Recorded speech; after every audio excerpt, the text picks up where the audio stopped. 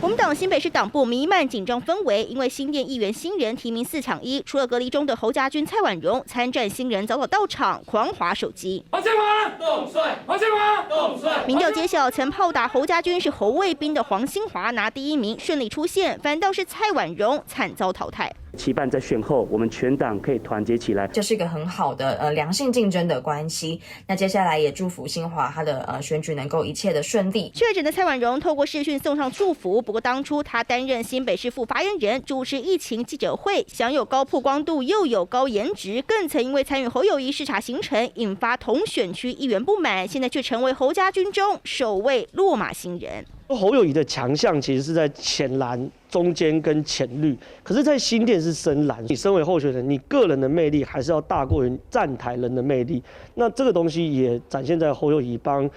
他的侯家军站台上，也面临到这样的困境。侯友宜力捧的4位子弟兵，除了蔡婉蓉落选，包括了土树3英吕家凯、新庄区戴相仪都无需初选，反倒是3卢的吴训孝面临3抢2考验，更有连家军林鼎超来势汹汹，3卢将在下周进行初选。无论市长的光环有没有加注在我身上，我不担心，也绝对有信心可以拿下3重泸州的初选。侯家军4人参战，第1位却在初选吞败，侯友宜光环能否转移，以及人气有无加分效应备受考验。3立林凯君、黄大峰、陈凯中，新闻报道。